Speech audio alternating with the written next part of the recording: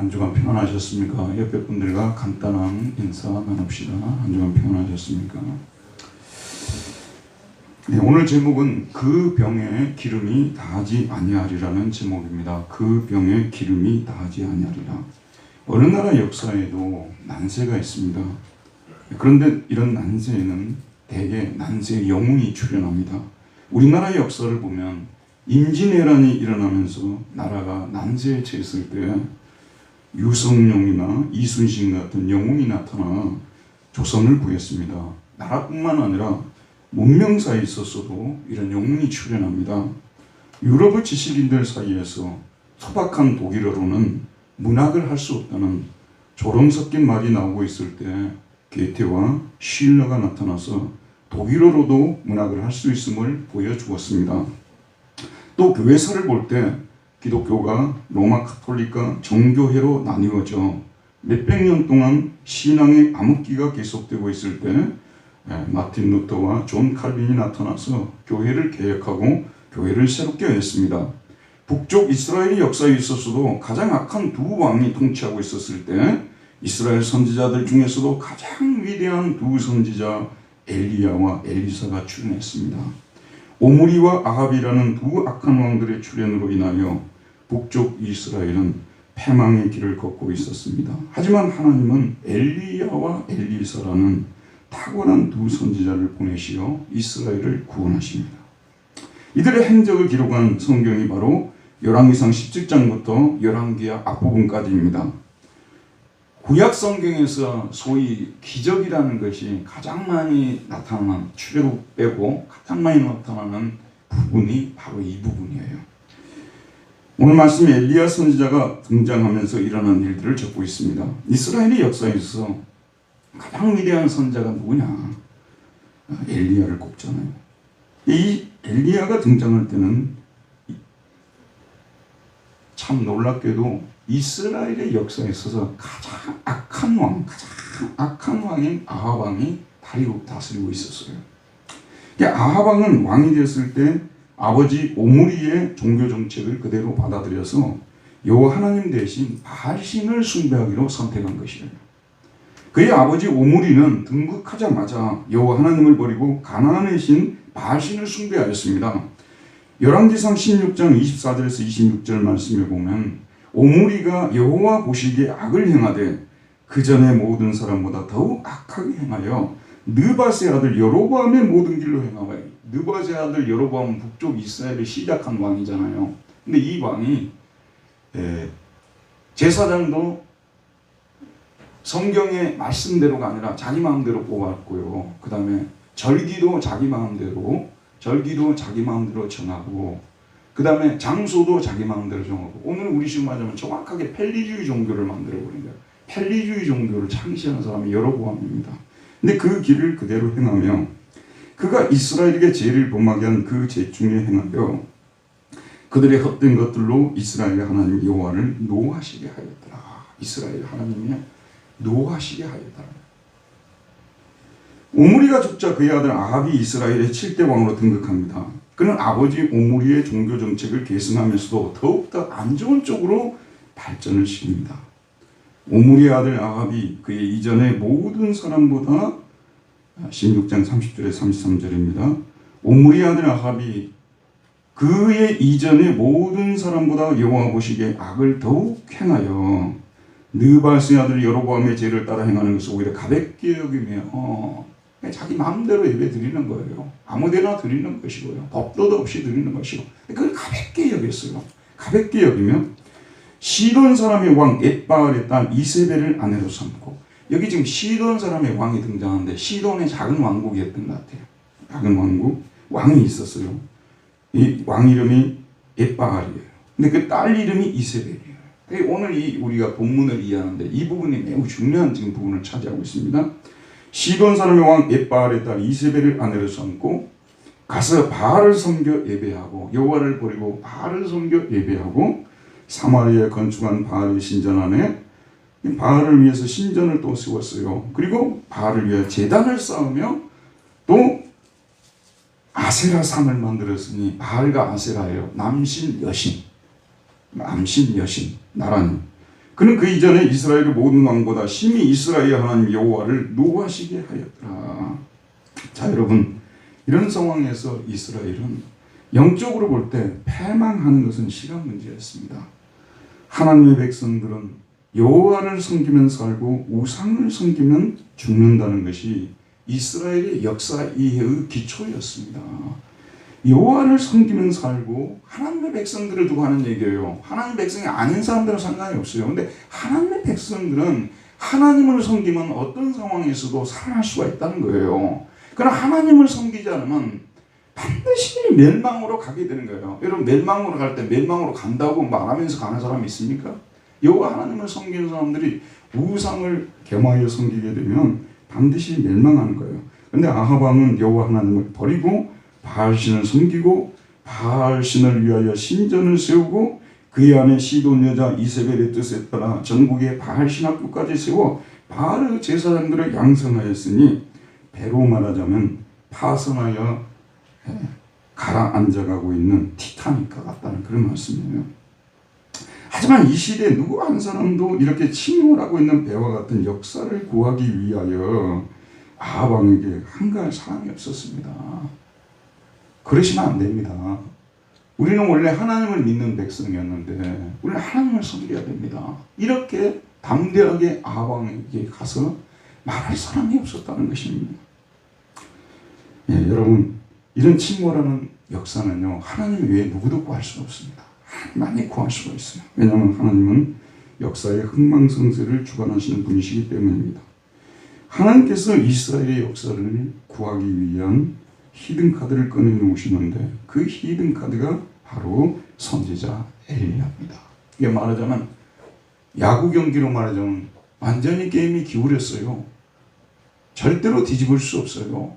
그런 상황에서 구원투수가 등판하잖아요. 구원투수로 등판시킨 것입니다. 선지자 엘리야는 이스라엘의 역사를 구하기 위해서 하나님께서 이스라엘의 역사로 보내신 구원투수입니다. 자, 이제 그의 등장을 살펴보도록 하겠습니다. 17장 1절을 우리 한번 잠깐 읽어볼게요. 다시 한번 시작. 길르앗에 우거하는 자 중에 디셉 사람 엘리야가 아합에게 말하되, 내가 섬기는 이스라엘 하나님 여호와께서 살아계심을 두고 맹세하노니 내 말이 없으면 수년 동안 비도 이슬도 있지 아니하리라. 아까 여기 마이크 준다고 그러는데, 예, 지도를 잠깐 올려주십시오. 네.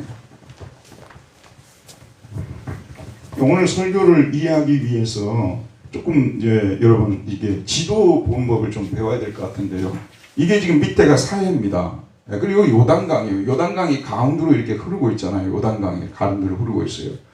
요단 이쪽을 요단 이편이라고 그러잖아요. 여러분, 그래서 길르앗 지파하고 갓 지파가 요단 이편을 차지하잖아요. 므낫세 반지파하고. 알고 계시죠? 이게 요단강 저편이에요. 요단강이 이렇게 흐르는데 여기에 지금 길르앗 나못이 사무엘이 있었던 데고 길르앗 지방이에요. 이게 디셉이 여기 있잖아요. 디셉이 여기 있고, 그 다음에 요단강 가까운 데로 그리시네가가 있어요. 그리시네 좀 이따 나와요. 그 다음에 이제 그리시네에서 저 위에 보십시오. 제일 꼭대기에 시돈 사르밧. 저기 당시는 시돈 왕국이었죠. 여기 사르밧이라는 지역이에요. 지금은 거기가 레바논 지역이에요. 그 다음에 이쪽 다메섹 있잖아요. 다마스커스. 여기가 아람 지역이에요. 지금은 시리아, 다마스커스고, 지금은 레바논, 그 다음에 이스라엘. 이렇게 걸쳐져 있는데, 오늘 우리가 아는 것은 이 디셉 사람 엘리야.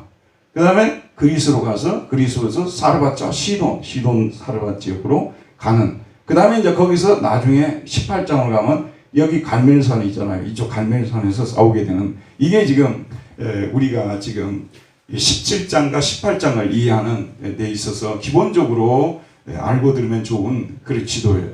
이것 들고 설교하는 교회도 많더만. 이것 들고 하니까 너무 설교 갑자기 잘 되는 것 같아요.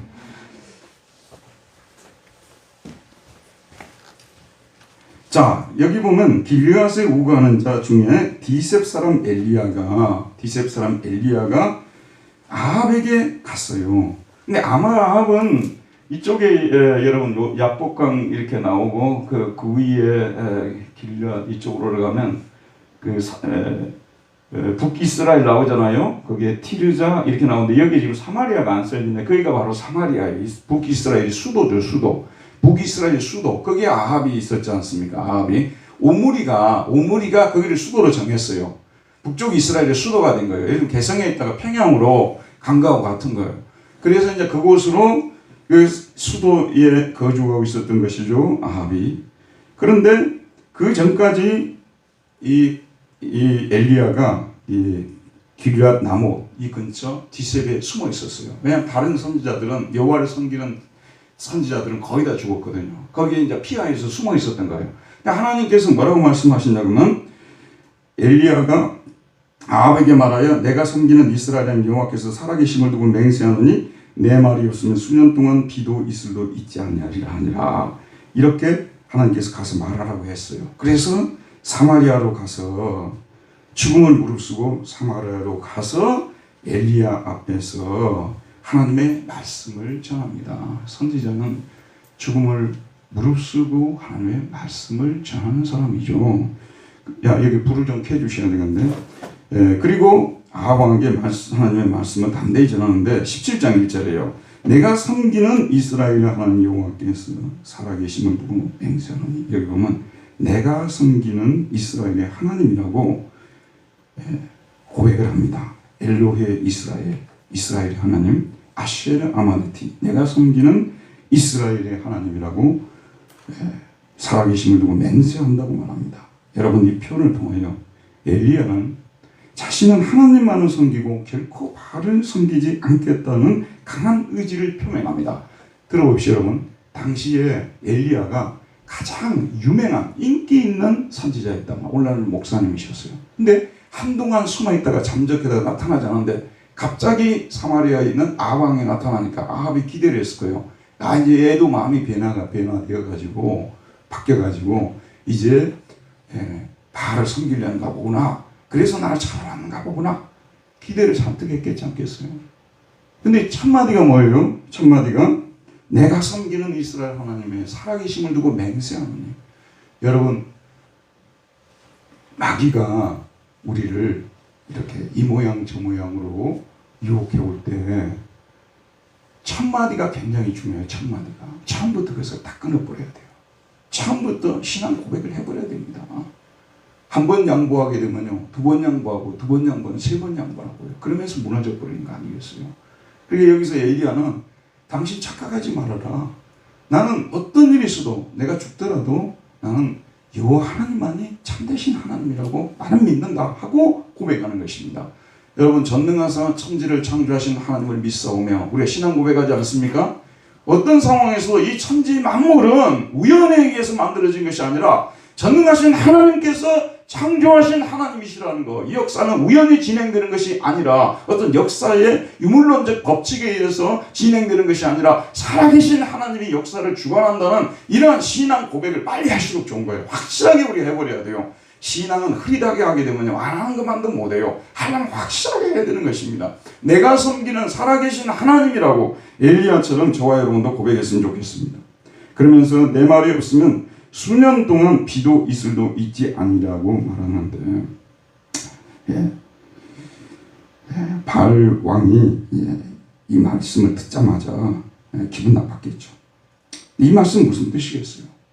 만약에 왕이 계속해서 회개하지 않으면 하나님의 심판인 가뭄이 오랫동안 계속될 것이라고 경고하는 것입니다. 그런데 여기서 이 말씀들을 주목해 보시기 바랍니다. 구약의 역사서들을 읽어나가잖아요. 그러면 참 이번 주에도 아침에 우리 예배를 드리는데 역대상을 읽은 거야. 이렇게 누가 누구를 낳고 누가 누구를 낳고, 어떤 때는 저도 좀 지루해요. 이걸 읽어나가면서 성도들이 여기서 많이 힘드시겠다. 그런데 중간중간에 아주 말하자면 기가 막힌 말씀들이 탁탁 꽂혀 있어요.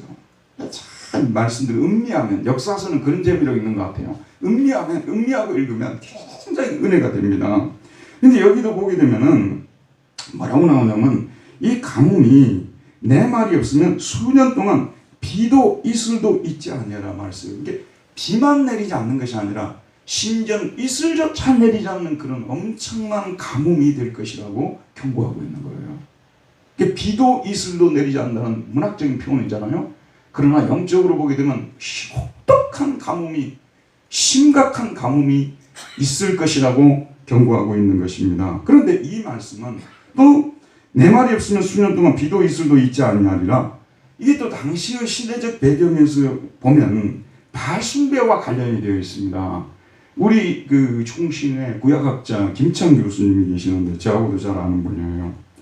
이분이 쓴 책에 보게 되면 바알신은 비와 구름을 관장하는 풍요의 신이다. 바알신화에 따르면 바알은 건기에는 죽었다가 우기에는 살아나는 신이다. 건기에 비가 온다든지 우기에 비가 오지 않으면 바알은 무능력한 신이다. 만일 여호와의 선지자의 말대로 수년 동안 비와 이슬이 내리지 않는다면 진정한 신은 바알이 아니라 여호와의 심이 드러나는 것이다. 우기에는 비가 와야 되는 거예요. 우기에도 비가 안 오면 이스라엘은 우기가 있고 건기가 있거든요. 근데 우기에도 비가 오지 않으면 이건 바알이 무능하다는 것이죠. 비를 내리는 진정한 신은 여호와 하나님이시라는 것. 이걸 가르치기 위해서. 결국 열왕기상 17장에서 첫 번째 핵심 질문은 누가 비를 내리는가? 바알이 비를 내려준다고 믿었어요. 그래서 비가 와서 농사가 잘 돼서 소위 말해서 풍성한 소출을 갖고 그로 인해서 번성함이 있게 되는. 그래서 바알이 번영의 신이잖아요. 농경신이고 풍요의 신이잖아요. 근데 그 비를 바알이 내리는 것이 아니라 하나님이 내리신다는 거예요. 그게 비를 아예 못 내리게 만들어 버린다니까요. 내리게도 만들고 못 내리게도 만들고. 참 여러분, 우리 신앙생활이라는 것은 엄청난 얘기라는 것 같지만 너무나도 간단해요. 우리 하나님이 인간의 생사화복도 주장하고요. 자연의 모든 질서, 그 다음에 비가 오고 오지 않고 이 모든 것도 하나님이 주관한다는 그런 믿음을 가지고 우리가 살아가게 되면 정말로 살아있는 신앙생활을 하게 돼 있는 거예요. 살아있는 신앙생활.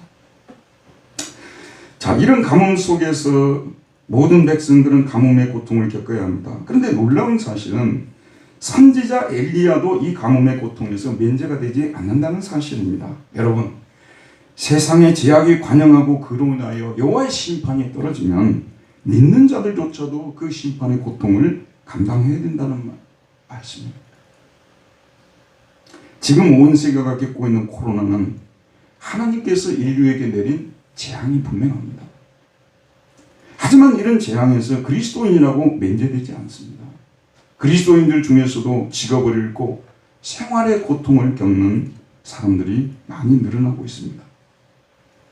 그런데 항상 우리가 생각해야 될 것은 하나님께서는 이런 재앙 속에서도 하나님의 백성들을 눈동자같이 보살피시고 살피시고 계시고 또 그들을 먹이시고 입히신다는 사실입니다. 자, 여러분, 엘리야를 우리 하나님께서 어디로 보내시는지 보도록 합시다. 2절 말씀 우리 다시 한번 읽어봅시다. 2절입니다. 시작. 여호와의 말씀이 엘리야에게 임하시되 3절 4절 너는 여기서 떠나 동쪽으로 가서 요단 그리 시내가에 숨고 그 시냇물을 마시라. 내가 까마귀들에게 명령하여 거기서 너를 먹이게 하리라. 저기 보게 되면은 저쪽 길랏 나못이스의 길랏 디셉이 나오잖아요. 요단강 왼쪽으로 좀 오면 그리 시내라고 되어 있잖아요. 그 요단강 근처로 가라는 말씀이 되는 것입니다. 거기에 가서 숨으라고 말하고 있어요. 지금 야합한테 완전히 찍혔어요. 그전에도 찍혔는데 여호와의 말씀이 없으면 계속 비가 내리지 않을 것이다. 큰 가뭄이 있을 것이라고 이 예언의 말씀을 전했으니 얼마나 미움을 샀겠습니까? 그러니까 그리 시냇가에 숨고라는 표현을 쓰고 있어요. 그 다음에 그 시냇물을 마시라. 내가 까마귀들에게 명령하여 거기서 너를 먹이게 하리라 라고 말씀하고 있습니다. 배경을 보게 되면 사마리아에 예언하고 다시 디셉으로 돌아왔어요. 길르앗 디셉으로 와서 거기서 숨어 있는데 현재 거주하고 있는 곳을 떠나 동쪽으로 와서 요다나 히브리어는 카리시인데 우리말로 그리시로 번역해서 카리시네가에 숨으라고 말합니다. 그리고 그곳에서 시냇물을 마시라고 명령합니다. 그리시네가에는 요단강에 바로 인접해 있었으므로 아직 물이 마르지 않았던 것 같습니다. 근데 문제는 들어봅시다. 먹을 것이 문제예요. 물은 있죠. 근데 먹을 것이 문제입니다. 근데 엘리야가 쫓기는 몸이기 때문에 숨어있는 몸이기 때문에 어디 가서 먹을 것을 구하기가 어려운 거예요. 가뭄이 됐기 때문에 농사는 당연히 안 되는 것이고 먹을 것이 궁할 수밖에 없지 않겠어요? 근데 이리저리 다니면서 먹을 걸 구해야 되는데 숨어있는 형편인데 어떻게 가서 구할 수가 있겠습니까? 자, 이와 같은 아주 심각한 상황이 벌어지게 된 것입니다. 그런데 오늘 말씀을 보게 되면 내가 까마귀들에게 명령하여 거기서 너를 먹이게 하리라. 참 믿음 없는 사람들이 읽으면 뭔 동화책 아니야? 이건 동화책. 까마귀들에게 먹을 것을 물어다 주라고 하겠다는 거예요. 동화책처럼 보이죠, 여러분? 성경에 이런 부분들이 좀 나와요. 동화책처럼 보이는 거예요. 근데 실제 여러분 이걸 잘 아셔야 돼요. 하나님께서는 우리 인간도 지으셨지만 여러분이 집에서 키우고 있는 개도 지으셨고 고양이도 지으셨고 그리고 까마귀도 지으셨고 이 모든 것들이 다 하나님의 영광을 위하여서 쓰임받도록 하나님께서 지으셨다는 그런 신앙을 우리는 가져야 된다는 말씀입니다. 여러분 까마귀도 하나님께서 지으신 피조물입니다. 하나님의 역사를 이루기 위해서는 때로는 까마귀도 하나님께서 사용한다는 그런 말씀이죠. 자, 엘리야는 이 하나님의 말씀에 즉각 순종했다는 것이 중요합니다. 여호와의 말씀이 이성적으로는 믿어지기가 어렵죠. 엘리야 속에 있는 이성이 그렇게 얘기를 했을 거예요. 에이, 그래도 그렇지. 어떻게 까마귀들이 먹을 것을 물어다 줄까요? 내가 아무리 선지자고 내가 아무리 어릴 때부터 하나님을 믿어왔지만 까마귀들이 무엇을 물어다 준다는 이 얘기가 성립이 될 수 있는 이야기입니까? 하는데 엘리야가 즉각 순종했어요. 왜냐하면요, 여러분도 수업 시간에 보면 똑같이 다 공부하는 것 같거든요. 근데 나중에 답 쓸 때 보면 차이가 많이 나요. 특별히 앞에서 고개를 많이 끄덕끄덕 하는 분들이 점수가 안 좋아요. 진짜로 그걸 듣고 있어야 되는데 딴 생각하면서 듣고 있는 거예요. 그러니까 답 쓸 때는 어문 걸 쓰고 있는 거예요. 신앙생활 할 때는 정신을 바짝 차리고 정말 진리의 말씀을 배우고자 하는 그런 마음을 가지고 배워야 되는 거예요. 그러니까 엘리야는 진짜 천지만물을 창조하시고 주관하시고 섭리하시는 하나님을 실제로 믿었던 거예요. 그러니까 그 하나님은 까마귀를 통해서도 역사하신다는 이 믿음을 가지고 있었기 때문에 순종한 거지. 그래서 지식에 기초를 두지 않은, 바탕을 두지 않은 신앙은 헛된 신앙이에요. 으쌰으쌰하고요, 아멘하면 소리치고요, 대단히 신앙이 있는 것 같지만 어떤 일정한 시험이 다가와 버리면 금방 무너져 버리는 것입니다. 그래서 우리가 설교를 들을 때도 하나님이 어떤 분인가를 우리는 배우는 거예요. 그는 정말로 믿음이 있는 분이었어요. 그래서 여호와의 말씀에 즉각 순종합니다. 5절 6절을 우리 한 번만 더 읽읍시다. 5절 6절입니다. 시작. 그가 여호와의 말씀과 같이 하여 곧 가서 요단 앞그리 시내가에 머물매 까마귀들이 아침에도 떡과 고기를 저녁에도 떡과 고기를 가져왔고 그가 시냇물을 마셨으나. 참 보십시오 여러분, 이 표현이 엘리야가 갔어요. 그래서 요단 앞그리 시내가에 머물렀어요. 그랬더니 까마귀들이 아침에도 떡과 고기를, 그 다음에 저녁에도 떡과 고기를 식사 시간 맞춰서 갖다 줬다고 말해요. 이게 이런 역사서를 읽으면 이런 재미가 있어요. 그냥 까마귀들을 통해서 먹이셨다고 이렇게 할 수 있잖아요. 근데 아침에도 떡과 고기를, 저녁에도 떡과 고기를 식사 시간 딱딱 맞춰가지고 갖다 줬다는 말씀. 정확하신 하나님이십니다. 여러분도 하나님 믿으면서 언젠가는 체험을 할 거예요. 하나님이 이렇게 정확할 수 있을까?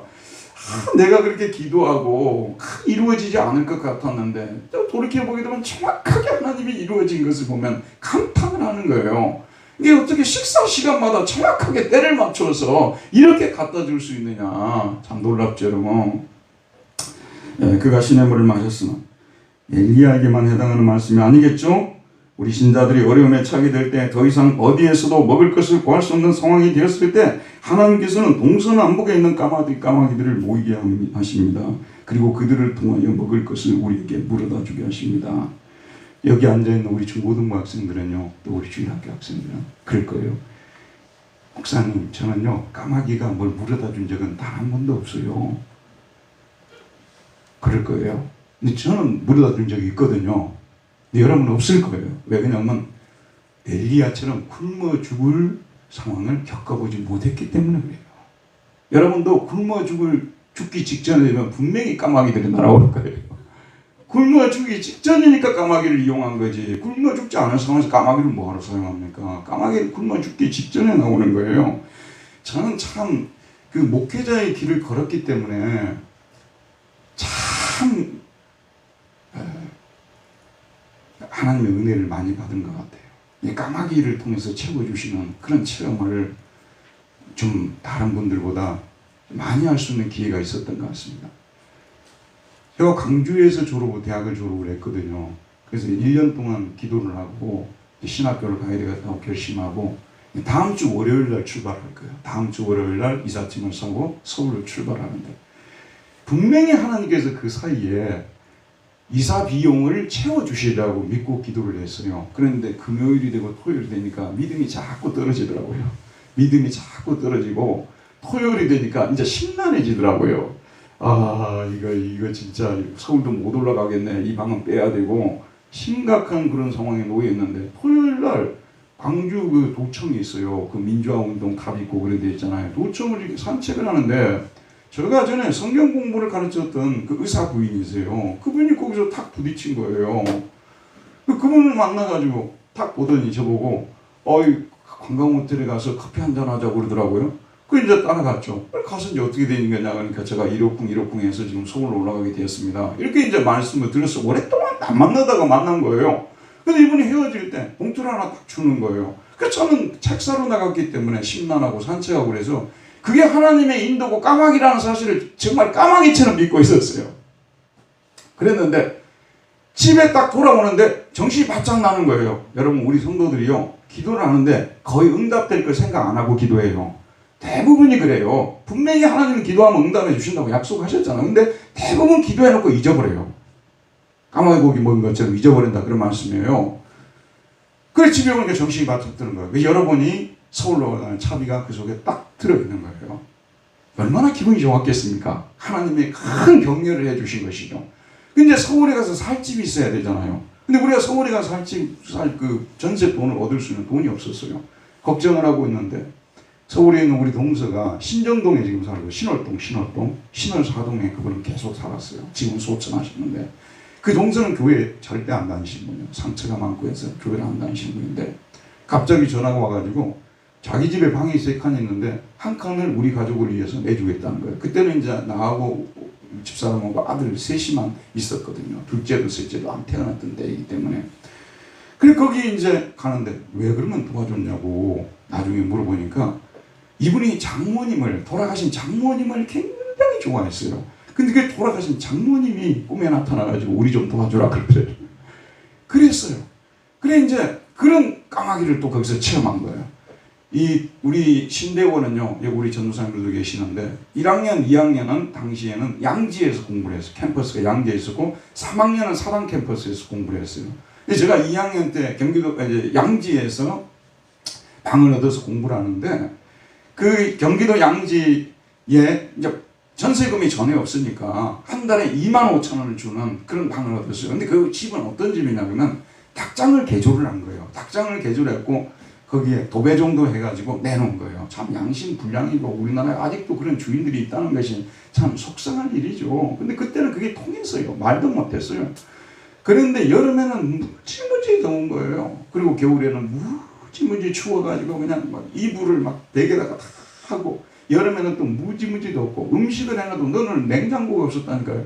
아니 그런데 어느 날 학교를 갔다 오는데 집에 트럭이 하나 싹 들어오는 거예요. 그 집에 트럭인데 뭐가 들어오는 했더니 거기에 냉장고가 하나 들어오는 거예요.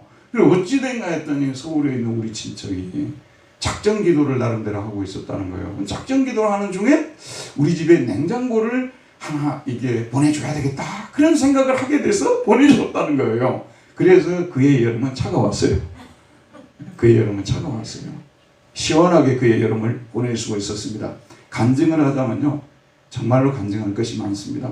우리가 정말로 해결할 수 없는 공궁 앞에 있을 때, 먹을 것 입을 것으로 고통을 당하고 있을 때 우리 하나님께서는 이 까마귀들을 보내주셔서 채워주신다는 그런 믿음을 우리가 갖고 살아야 된다는 말씀입니다. 그러므로 우리는 아무리 어려워도요, 하나님에 대해서는 참 이렇게 여러분 신을 바꾸지 마세요.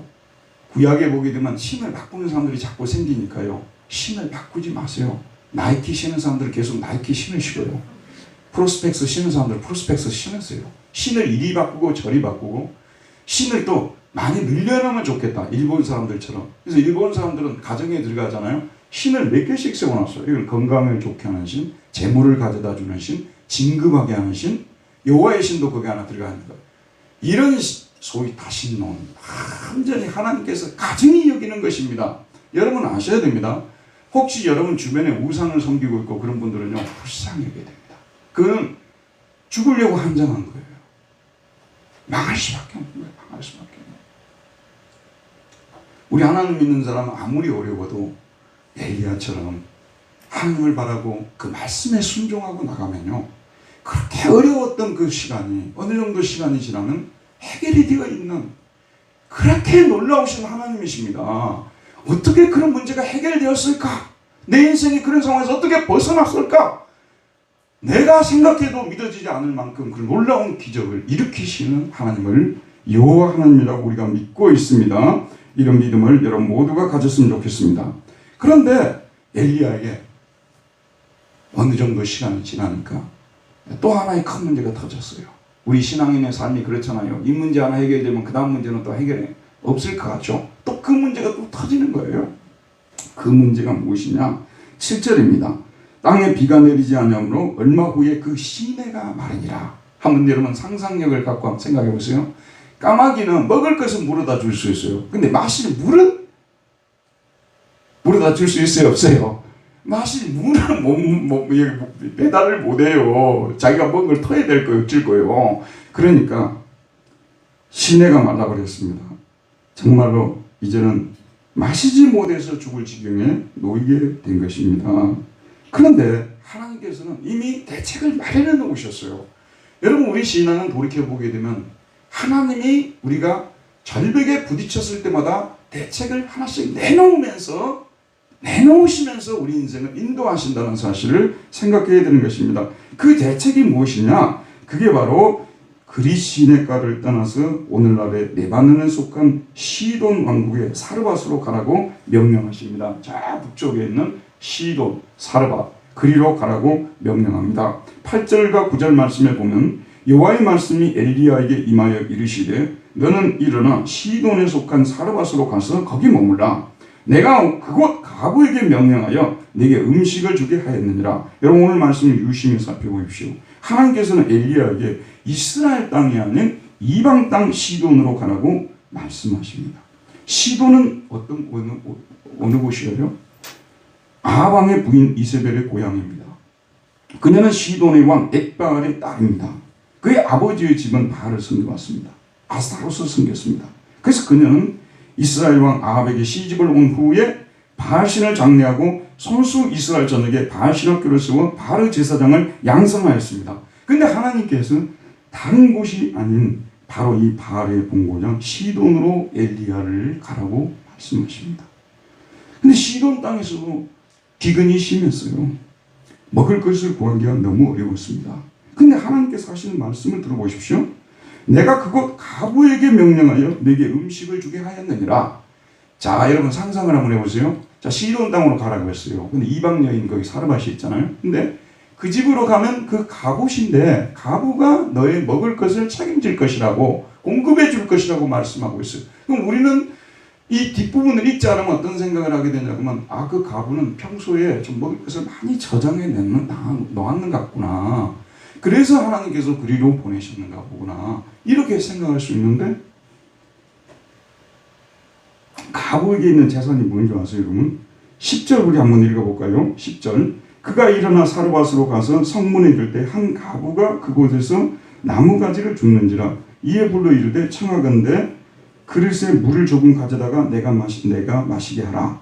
그가 그 가지로 갈 때에 엘리야가 그를 불러 이르되 청하건대 내 손에 떡 한 조각을 내게로 가져오라. 그가 이르되 당신의 하나님 여호와께서 살아계심을 두고 맹세하노니 나는 떡이 없고 다만 통에 가루 한 움큼과 통에 가루 한 움큼이어요.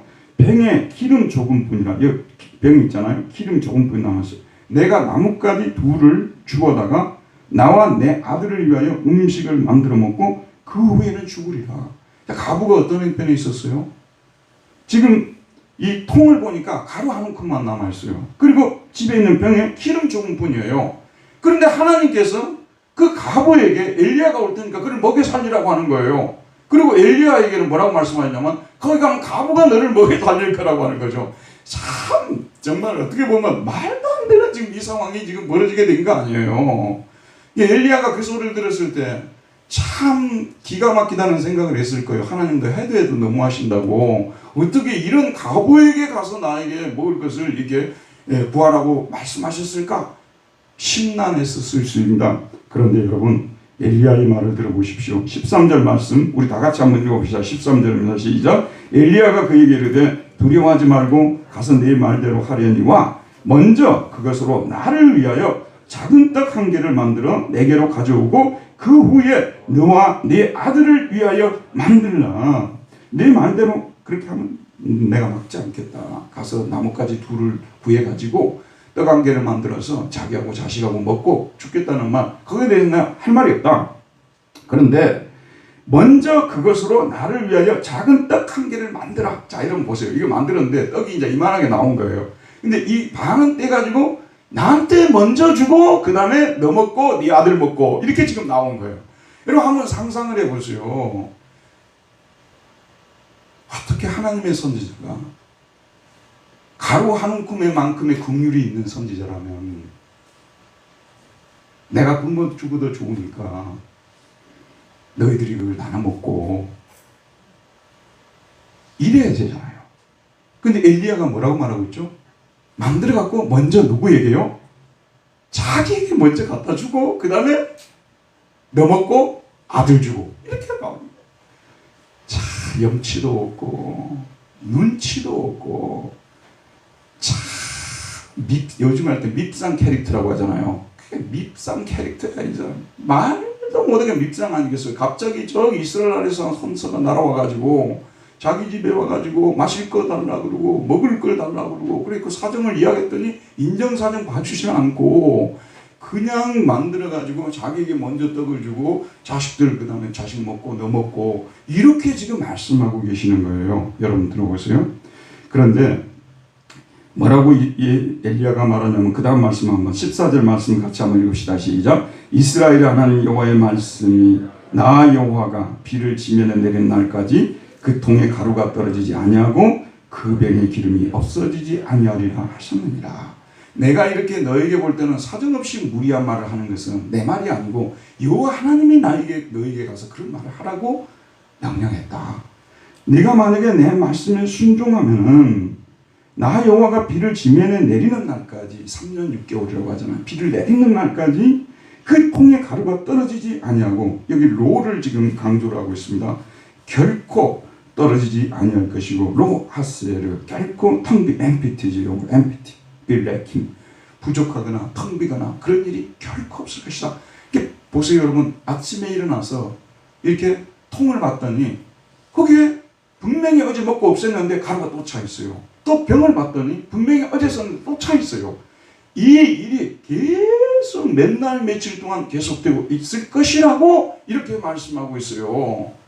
그러니까 사실은 이 사르밧 과부가 어떤 반응을 보일 수 있었겠습니까? 정말 믿음이 있는 여인이었다는 것이 여기서 분명히 나타났습니다.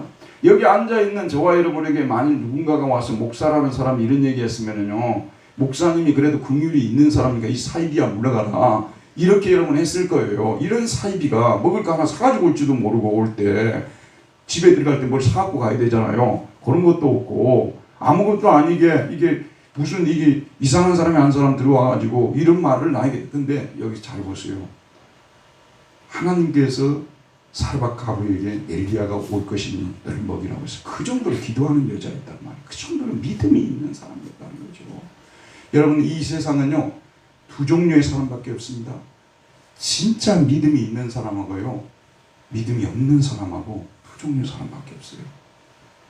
여기 여러분들이 앉아있지만요 마음 깊숙한 곳에 하나님을 모시고 그 하나님을 경외하고 그 하나님을 진정 존중하고 사랑하고 그 하나님께 기도하고 늘 말씀을 열어서 말씀을 들으면서 하나님의 인도를 받으려고 하는 사람들이 있고 그런 분들은 믿음이 있는 사람들이에요. 여호와 하나님의 말씀을 전하는 사람들이 들어오게 되면 이 사람이 나에게 무슨 말씀을 가지고 올까? 그래서 받으려고 하고 존중하고 그런 사람들이 있고요. 정반대의 사람들이 교회 안에 있어요. 다른 곳에 있으면 누가 뭐라 하겠어요? 교회 안에 많다는 것이죠. 뒤에 가서 예수님 말씀하십니다만은요. 이스라엘에 수많은 과부들이 있었는데 사르밧 가부와 같은 진짜 순전한 믿음을 가진 여인이 단 한 명도 없었다는 거예요. 저는 다른 부분에 대해서는요, 여러분들에게 말할 자격도 없고요, 또 말을 해서 내 말이 옳다는 보장도 할 수가 없어요. 근데 하나님의 말씀에 기초해서 여러분이 말씀드리면요, 진짜 우리가 신앙생활을 하려고 한다면, 진짜 신앙생활을 하는 사람이라면 살아계신 하나님을 믿어야 됩니다. 그리고 하나님만이 유일하신 하나님이시라는 것을 믿어야 되고요, 그 하나님은 우리의 죽은 후의 미래를 책임질 뿐만 아니라 현실의 삶 속에 간섭하시면서 때로는 까마귀들을 통해서 먹여주시기도 하시고, 여기 우리 학생들이 많이 앉았는데요, 진로 문제가 우리 학생들한테는 굉장히 중요한 문제입니다. 그런데 우리 학생들이 진실로 하나님을 믿는다면요, 내가 신방을 해보니까, 이번에도 신방을 해보니까 어느 대학을 가겠다고 기도해 주라는 우리 학생이 있고, 또 어느 대학을 가려고 한다고 기도해 주는 학생이 있는데, 나한테 기도를 부탁하는 것이 너무 고맙고 감사한데, 정말 그렇게 말하는 당사자들도 하나님 앞에 무릎을 꿇고 기도하세요. 정말 하나님이 살아계신 하나님이시거든요. 이러한 사르밧 가부와 같은 신앙을 가진 사람들이 하나님의 능력을 체험하는 거예요. 보세요, 여러분. 도무지 말도 안 되는 사람이 나타났고 말도 안 되는 그런 얘기를 했는데도 불구하고 여호와 하나님이 네가 순종하면 이 비가 다시 올 때까지 가뭄이 계속되어도 내 독에 있는 이 가루가 마르지 않을 것이고, 그리고 이 병에 담겨있는 기름이 떨어지지 않을 것이라고 이 말씀을 했을 때 아멘하고, 하나님의 말씀이기 때문에 도저히 인간의 경험과 이성으로 받아들일 수 없지만 아멘하고 받아들인다는 그런 말씀 아니겠어요? 그래서 그가 가서 15절 봅시다. 그가 가서, 이 사르밧 가부가 가서, 즉시 갔다는 말씀이에요. 그 말씀이 떨어지자 말자 동시동작이죠. 그가 가서 엘리야의 말대로 하였더니, 엘리야가 말한 대로 하였더니, 다 강조형을 쓰고 있어요. 능동 강조형을 빨리 가가지고 즉시 엘리야가 말한 그대로 행했다는 그런 말씀이에요. 엘리야가 말한 그대로 나무 가지를 구해와가지고 떡을 빨리 만들어가지고 먼저 작은 떡을 엘리야에게 주고 그 다음에 자기도 먹고 아들도 먹었더니, 자 우리 16절 마지막 말씀 한 말씀만 더 읽읍시다. 시작. 여호와께서 엘리야를 통하여 하신 말씀같이 통에 가루가 떨어지지 아니하고 병의 기름이 없어지지 아니하리라. 참 기적이요, 기적. 완전히 기적이 일어나 버린 것입니다. 분명히 어제 다 파왔어요. 그랬더니 뒷날 아침에 나니까 통에 또 가루가 들어있는 거예요. 또 기름을 분명히 따랐는데 또 기름이 또 거기에 생기는 거예요. 놀라운 그런 기적이 일어나게 된 것 아니겠습니까? 이런 기적을 하나님께서 어디에서 일으켰다고요? 시돈 땅에서 일으켰어요. 바알의 본고장에서 일으킨 거죠. 아스타롯의 본고장에서 일으켰어요. 무엇을 말합니까? 인간의 생사 화복을 주장하시고 먹을 것, 입을 것, 비를 주관하시고 먹고 사는 문제를, 여러분 가장 통속적인 표현으로 여러분이 먹고 사는 문제를 주관하시는 분이 하나님이시라는 것을 말씀해 주고 있는 것이에요. 우리가 먹고 사는 문제, 우리의 진로 문제, 우리의 직장의 문제, 우리의 자녀의 문제, 우리의 모든 문제를 주관하시는 분은 하나님이시라는 걸, 바알이 아니고 하나님이시라는 것을 나타내시기 위해서 시돈 땅에서 이 기적을 행하시는 것을 볼 수가 있습니다. 문제는 어디에 있습니까, 여러분? 들어보세요. 문제는 어디에 있냐면요, 이스라엘 나라에 있는, 당시 이스라엘 나라는, 그게 어디 나오냐면 나중에 열왕기하 5장에 또 나만 장군 이야기가 나와요. 이스라엘, 들어보세요 여러분. 이스라엘은 난지 8일 만에 할례를 받는 민족이에요. 난지 8일 만에. 그리고 절기도 그렇게 많아요. 늘 성전들을 밟고 다니는 사람들 아니에요. 늘 하나님께 예배를 드리고 있는데, 당시에 아방을 비롯해서 이스라엘 백성들의 믿음이 통에 든 한 움큼의 가루와 같은 정도의 믿음밖에 없었다는 거예요. 병에 든 작게 남아있는 기름과 같은 믿음. 이스라엘 백성들이 겉으로 볼 때는 여호와 하나님을 섬긴다고 동네방네 이야기하고 뭐 몇 대째 하나님을 믿고 어쩌고 저쩌고 하고 뭐 하나님을 믿노라는데, 실상을 딱 들여다보니까 정말 믿음이 하나도 없는 거예요. 수많은 신학책을 읽고 뭐 성경 지식은 빠삭하고 뭐 교회 모임에는 열심히 다니고 하는데 사실은 들어가 보니까 믿음이 하나도 없는 거예요. 제가 이렇게 신방을 하고 이렇게 다니면서 우리 교우들을 바라볼 때 참 믿음이 좋은 성도들이 많으시구나. 굉장히 위로를 받았어요. 우리 교우들은 그냥 머리로만 믿는 사람들이 아니구나. 진짜 마음으로 믿는 분들이 너무 많구나. 참 신방을 하면서 심지어는 페이스북 신방을 하면서 눈물을 흘린 성도들도 많았어요. 마음들이 순전하구나. 참 너무 감사하구나. 또 집으로 초대하는 분들은 집에서 청성껏 또 참 이렇게 목회자를 또 이렇게 대접하고 또 목양실로 찾아온 분들도 정말 고개를 숙이고 하는 말씀들을 우리 교회는 진짜 소망이 있더라고요. 근데 당시 이스라엘 백성들을 보게 되면 이렇게 믿음 있는 사람들이 참 신실하게 믿는 사람들이 너무너무 없었던 거예요. 그래서 하나님께서요 너무 없으니까 어디로 보냈냐. 근데 그런 믿음을 가진 사람이 놀랍게도 아람 나라에 나만 장군 같은 사람이 있었고요. 그리고 사르밧 이 왕국에 이 시돈 왕국에 사르밧에 가부한 사람이 그런 믿음을 가지고 있다는 거예요. 그래서 하나님께서 엘리야를 그리로 보낸 것은요 이 시돈 여인을 건져주기 위해서, 도와주기 위해서, 살리기 위해서 보낸 거예요. 먼저 엘리야를 굶겨가지고 그리로 보내가지고 시돈 여인도 살리고 엘리야도 살리고. 얼마나 놀라운 것입니까?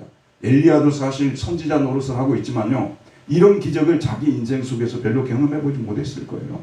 놀라운 기적이잖아요. 그런데 엘리야가 여기에서 이미 하나님을 믿고 있었던 사람이고 잘 믿는 사람일수록 불구하고 이 기적을 체험하면서 엘리야도 신앙이 더 강건해지게 되었어요. 그게 어디에 증거가 나오냐면 그 이후에 갑자기 이 사르밧 여인의 아들이 죽어요. 그런데 하나님이 살려주실 것이라고 믿는 믿음이 생긴 거예요. 그래서 간절히 엎드려서 기도했더니 이 아들이 살아나요. 그리고 그 믿음으로 어디로까지 진격하냐면 그 유명한 바알과 아스타롯 850명대 엘리야의 갈멜산 전투가 벌어지잖아요. 바로 18장에 나와요. 다음 장에요. 다음 시간에 살필 거예요. 거기에서 싸울 수 있는 용기가 어디서 나왔겠어요? 그 믿음이 어디서 나왔겠어요? 이런 기적을 체험하면서. 자, 여러분 저를 보세요. 저는 많은 분들이 하나님에 대해서 이러쿵저러쿵 이야기를 많이 합니다. 저는요 자기의 살아있는 삶 속에서, 자기의 생활 속에서 살아계신 하나님의 기적을, 능력을 체험하지 못하면은 절대로 살아있는 신앙생활이 이루어질 수 없다고 저는 믿어요. 여러분들이 지금 현재 가지고 있는 문제들이 있잖아요. 도무지 해결할 수 없다고 있는 문제. 여러분 그걸 놓지 마세요. 붙드십시오.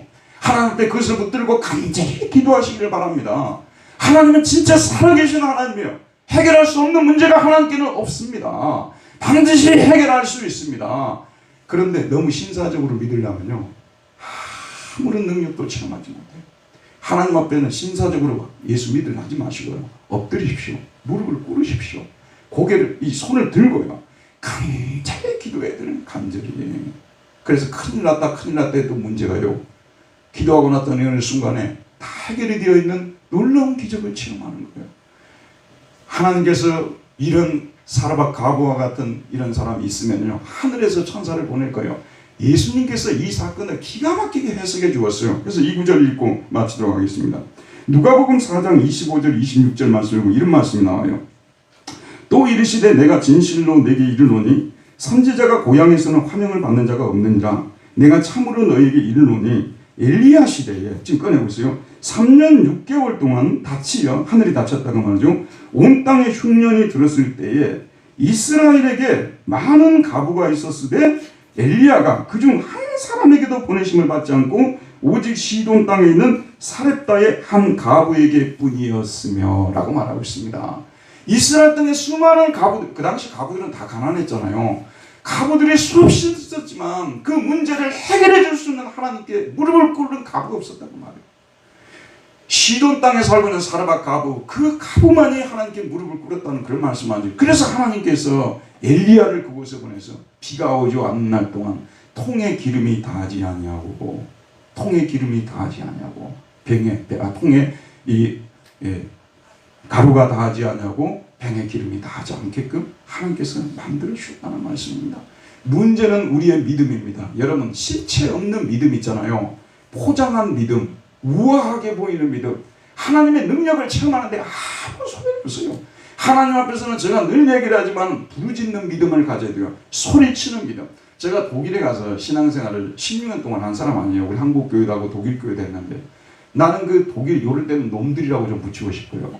그 독일 놈들 중에서 하나님 앞에 무릎 꿇고 간절히 기도하는 사람 본 적이 없어요. 예배도 드릴 때요 얼마나 고상하게 드리고 찬양도 얼마나 고상하게 하는지, 그런 것은 우리가 본받을 신앙이 아니에요. 그래서 가끔 우리 교회가 예배를 드리면 도시 사람들이 와서 봐요. 그래서 막 보고 저렇게 뜨겁게 찬양하고 저렇게 하는가 보구나 이렇게 하면서 어떻게 우리가 어떻게 바라보는지 저는 잘 모르겠어요, 그들 마음을. 그러나 나는 하나님 앞에서 이 불이 끓어오르는데 견딜 수가 없어요. 살아계신 하나님께 나오는데 불이 붙어야 되잖아요. 불이 붙어서 그 불을 가지고 하나님 앞에 나가서 막 기도하고, 전도도 마찬가지예요. 예수를 믿든지 말든지 알아서 하세요. 이렇게 여러분 지금까지 신앙생활 왔으면요 엉터리 신앙인들이에요. 믿지 않는 사람들을 바라보면 긍휼히 여기는 마음이 생겨가지고 어쩌든지 그들을 하나님께로 데려오려고 하고요. 어떻게 살아계신 하나님 앞에 설 사람들이 우리가 그렇게 하나님을 섬길 수 있냐고 말이에요. 힘들고 어려울 때는 목사님을 초청해가지고 예배 좀 드려주십시오. 마음을 열고 문을 열고 이렇게 하면서 나가는, 그렇게 하지도 못하면서 한국 기독교가 어쩌고 뭐 기독교인이 어쩌고, 난 그런 얘기 듣는 게 제일 싫어요. 그렇게 하면서 한국 기독교가 어쩌고 한국 기독교가 거듭나야 되고 이런 말을 하면 나는 그거 받아들이고 싶어요. 하나님에 대해서 열정도 없고 사랑도 없고 간절함도 없고 부르짖음도 없고 믿음도 없고 그런 상태에서 한국 교회가 어쩌고 그것이 무슨 소리냐 그 말이에요. 그는 여러분을 속이는 것이고요. 사탄이나 좋아하지 하나님은 전혀 좋아하지 않는 말씀입니다. 여러분 진실로 사르밧가보 같은 그런 신앙인으로 거듭나시기를 주의 이름으로 축원드립니다. 은혜로우신 우리 아버지 하나님, 오늘도 생명의 말씀을 통해서 우리 자신을 돌아보게 해주시고, 우리가 이 악한 시대를 살아가면서 얼마나 믿음이 없는 사람들과 살고 있는지 다시 한번 회개하는 시간이 되도록 은혜를 더하여 주시기를 기도합니다. 우리도 엘리야와 같이 사르밧가보와 같이 하나님이 말씀하셨다는 그 말씀 앞에서 이성과 경험을 굴복시키고 온전하게 순전하게 순종할 수 있는 그런 사람들이 되도록 도와주시옵소서. 그래서 참으로 아버지는 통에 가루가 떨어지지 않고 병에 기름이 떨어지지 않는 그런 인생들을 살 수 있도록 은혜 베풀어 주옵소서. 예수님의 이름으로 기도하였습니다. 아멘.